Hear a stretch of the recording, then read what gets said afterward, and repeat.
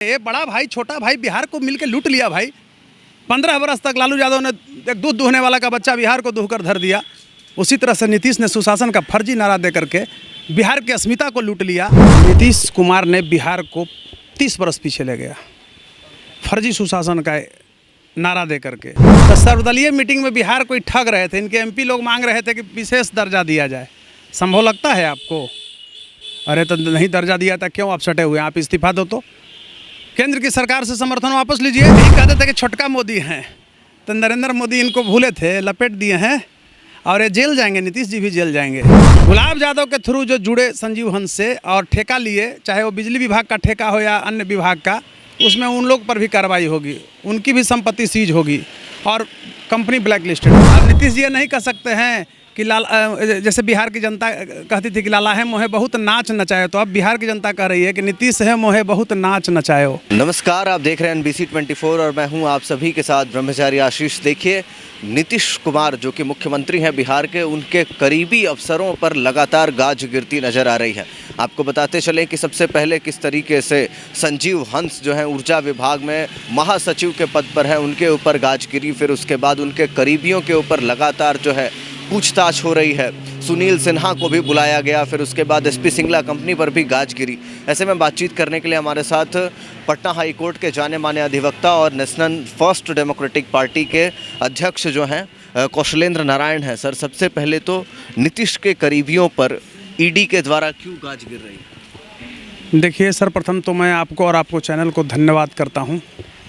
और रही बात कि नीतीश के करीबी, ये मतलब नहीं है। ये बिहार के टॉप ब्यूरोक्रेट्स हैं और हिंदुस्तान के भी टॉप ब्यूरोक्रेट्स हैं, IAS हैं, सेक्रेटरी विभाग के रहे हैं। तो कहने का अर्थ हुआ कि ये लोग अगर लूट के खाए हैं तो सज़ा मिलनी चाहिए। मैं स्पष्ट रूप से आपको कह रहा हूँ।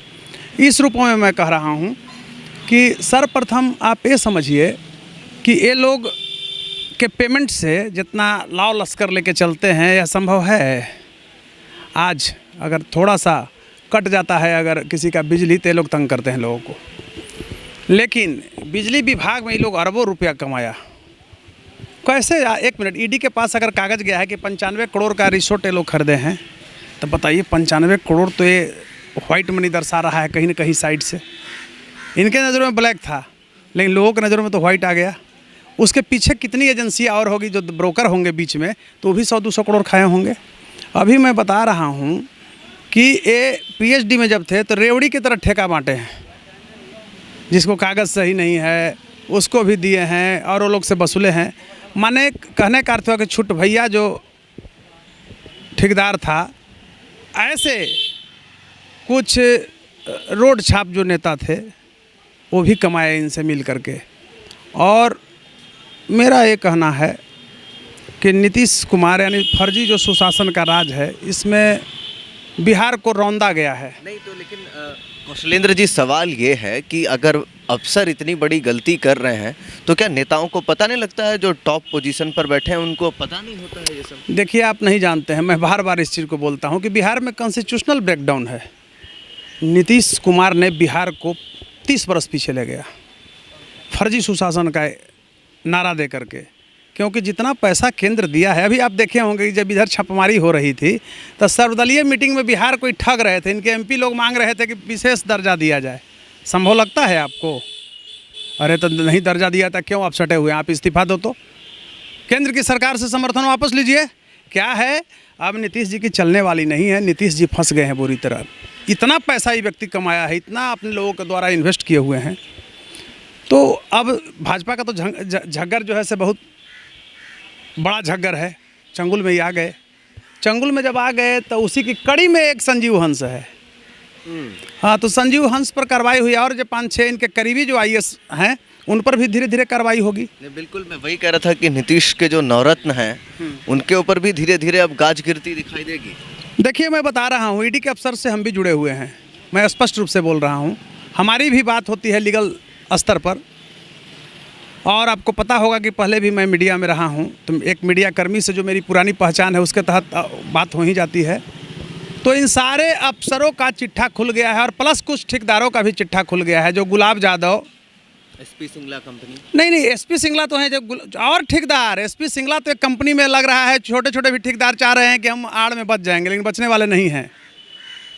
गुलाब यादव के थ्रू जो जुड़े संजीव हंस से और ठेका लिए, चाहे वो बिजली विभाग का ठेका हो या अन्य विभाग का, उसमें उन लोग पर भी कार्रवाई होगी, उनकी भी संपत्ति सीज होगी और कंपनी ब्लैक लिस्टेड होगी। अजीब बताइए, ये लोग देखते देखते मर्सिडीज चढ़ने लगता है,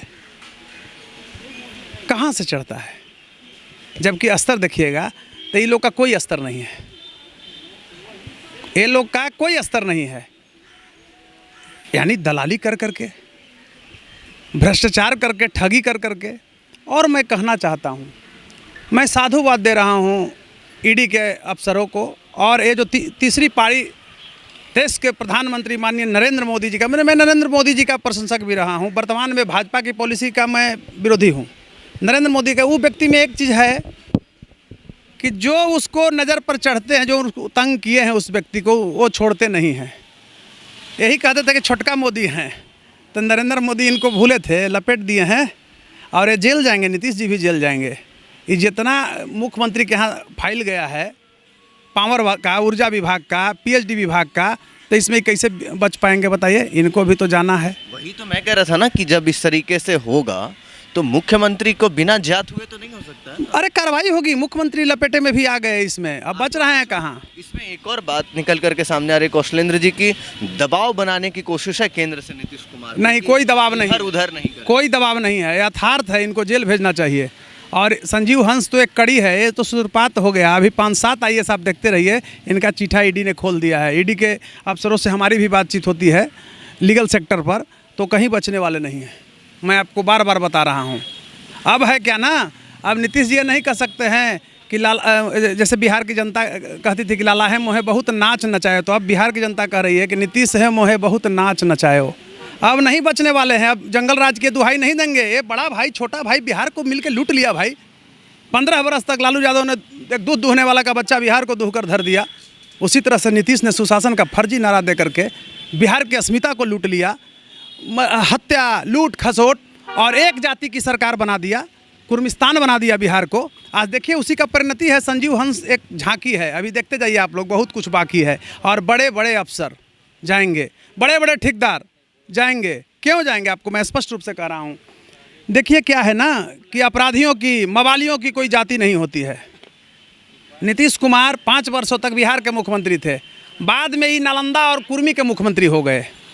जो भी अदर कास्ट के ईमानदार अफसर थे सबको भगाए, दूसरे जगह के अफसरों को लाए, और अदर कैडर में बिहार के बाहर के कैडर को, जिनके जाति के अफसर थे आईएएस, उनको लाए बिहार में। ये कई लाए हैं, मनीष वर्मा का, यहाँ भी जितेंद्र सिन्हा रहे, बहुत लोग रहे, कई आईपीएस के लाए, संजय कुमार को लाए, बिहार को लुटवाए। और मैं स्पष्ट रूप से कह रहा हूँ, उस समय भाजपा की मजबूरी थी कि भाजपा इनकी कुकर्मों को देख रही थी, खून का घूंट पी करके रह रहे थे। ये भाजपाइयों को खाना पर बुला करके ना और भगाए थे, भाजपाइयों को खाना पर बुला करके और भगाए थे। वो दिन भूल गए? नरेंद्र मोदी को भी दिन याद है ना सीन? तो आज ये आ गए हैं लपेटा में इस बार, और एक क्या 12 गो और 16 गो विधायक एमपी से समर्थन लेके बाल बांका बिगड़ेगा बीजेपी का। मैं धन्यवाद देता हूं श्रद्धेय इस देश के लोकप्रिय प्रधानमंत्री नरेंद्र मोदी को और माननीय गृह मंत्री अमित शाह जी को, जिसने इस नौटंकीबाज मुख्यमंत्री को, भ्रष्ट मुख्यमंत्री को, सर्वगुण माने सब दुर्गुण से परिपूर्ण मुख्यमंत्री के ऊपर और उनके अफसरों के ऊपर कुछ करने की कार्रवाई शुरू कर दी है। चलिए, तो सीधा जो है कौशलेंद्र नारायण कहते नजर आए कि अभी और भी ऐसे 5-6 जो हैं करीबी आईएएस अधिकारी हैं जिनके ऊपर गाज गिर सकती है, और उसी के साथ साथ और भी जो है तमाम, देखिए 95 करोड़ का रिजॉर्ट जो है वो अब सामने आ रहा है। तो आखिरकार एक आईएएस ऑफिसर के पास इतनी सैलरी तो होती नहीं है कि वो 95 करोड़ का रिजॉर्ट खरीद ले। तो ऐसे में और भी बहुत सारी चीज़ें अभी धीरे धीरे गाज गिरेंगी।